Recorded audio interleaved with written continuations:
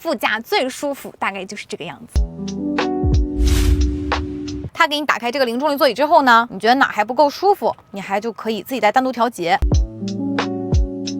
电动滑盖的空调做的很大的水晶旋钮，在情绪价值这一块给的还是挺足的。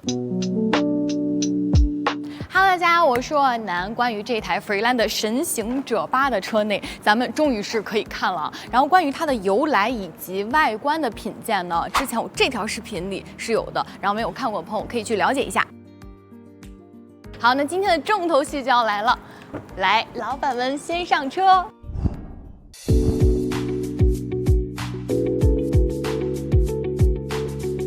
这个车内呢，我也是第一次进来啊，但是莫名其妙的就有一种熟悉感，这种高高在上的坐姿以及一个看出去非常好的视野。作为一台比较硬核的全地形 SUV 来说，这个主驾的坐姿是对味儿的。它这个主驾呢，还有一个很好用的功能，就是你人一坐上来，哎，它的摄像头再加上智能算法，根据你这个人的高度啊一些情况，然后就把你的后视镜、方向盘还有座椅的高度全都智能的给你调好了，你就不需要再一个一个琐碎的单独去手动调节了，这个也是科技进步带来的方便。除此之外呢，主驾它也有头枕音响，而且这个还是可插拔的，并且呢，全车驾驶模式它和像大灯的灯效啊、车内的氛围灯啊这些也都是联动的。前面呢，你还可以看到电动滑盖的空调，还有前面这种做的很大的水晶旋钮，以及全系标配的哈曼卡顿，就是在情绪价值这一块给的还是挺足的。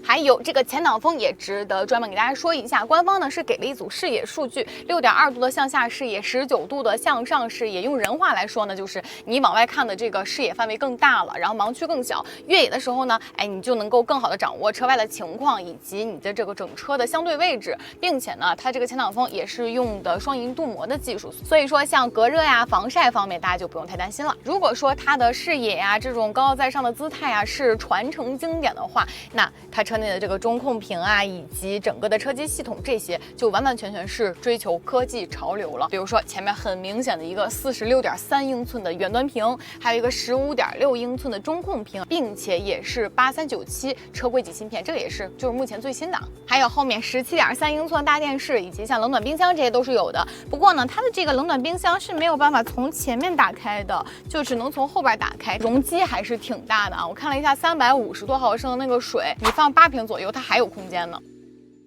好，内饰呢已经及时白脸给大家讲这么多了。那对于一台大型 SUV 来说，什么才是最重要的？没错，就是空间。那现在调到我的正上驾驶坐姿，给大家试一下啊。这个它毕竟它是一个6座车嘛，给大家看一下它的空间怎么样。看看，咱们就把2排调到一个能翘2郎腿的。然后现在我的前排是还有个3拳左右。头部特别大，我觉得都不用量了。然后我们可以去3排，现在看一下。好，现在呢，我的腿部空间大概就是还剩个1拳左右，但这个头部空间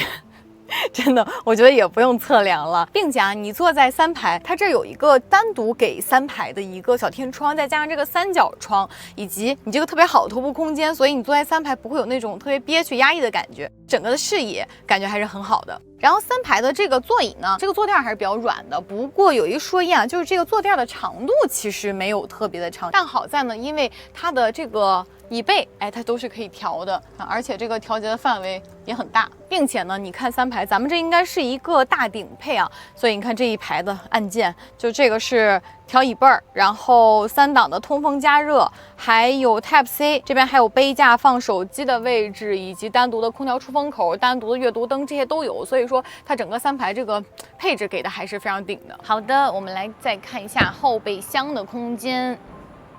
这个就是你这个车坐6个人的话，这个空间其实不是很大啊。不过呢，你把它的后排的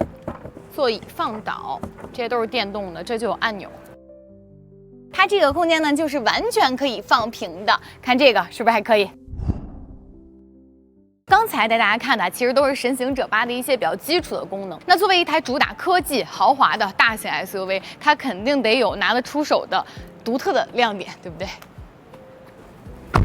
所以呢，大家可以看一下这个官方称之为 Lady 的副驾座椅。首先呢，这个副驾的腿部空间啊，它可以做到非常的大，这个就是一个最大的一个腿部空间状态了，并且啊，它前面也是有手套箱的，就并没有把这个手套箱给省掉来偷空间啊。然后这个手套箱还是带密码锁的，而且这个副驾座椅有一个点我很喜欢，就是它的这个坐垫是可以单独有一个角度的抬升的，就大概是这个样子。就类似于那个零重力座椅啊，并且呢，靠背它也是可以几乎放到一个全平的状态，所以你副驾最舒服大概就是这个样子。而且它的按摩功能也是做了升级的，16点带热石功能，然后8种按摩模式，并且这个加热也覆盖的非常全，像你的腿托、坐垫，包括靠背，这些都是有加热的。2排座椅它也是有零重力模式的，而且呢，它的这个零重力模式啊，是正好可以让你腰部角度达到145度。那在这个角度下呢，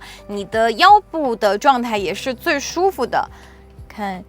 在这个情况下，靠背、你的腿托，它都是可以单独的调节的，就不是所有的联动的。它给你打开这个零重力座椅之后呢，你觉得哪还不够舒服，你还就可以自己再单独调节。然后这个扶手它都是一直随动的。就这个2排座椅啊，你一看到这个扶手上的一大堆的实体按键，就知道这座椅功能一定很多。然后全车它这4个车门呢，它都是除了这种电动的开合以外，还有一个机械的开关也都在这儿，就很方便。然后2排它都是有这个电动的遮阳帘的，它这个质感做的还挺高级的。而且2排座椅上呢，它都是有做了 Type-C 接口，并且这个也是做了升级，就不光是充电用啊，就它可以用来投屏，然后像什么办公啊，然后包括游戏啊，还有这个影音娱乐这些，它都是可以做到即插即用的。然后2排呢，这两边它都是有小桌板的，还有隐藏式的杯架在这里。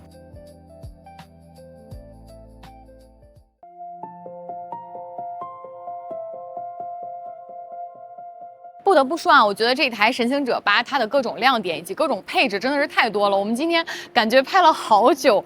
也没有完全说完，并且呢，我觉得它很多的配置啊，不是在无脑堆料，感觉呢是经过了仔细的推敲，然后把一个比较完整好用的成品给到了消费者。那下一次再开它呢，应该就是要把它开起来了。其实它在动力系统啊，包括它的越野能力，还有辅助驾驶方面给到的各种配置也都很顶啊。比如说像800伏是全系标配的，然后双扬空悬也是全系标配的，并且还有正负10度的后轮转向，以及辅助驾驶方面呢是华为乾坤的 ADS5 896线激光雷达，所以说就它的动态我还真的是非常期待的。OK， 那今天就这样，咱们下条视频见吧。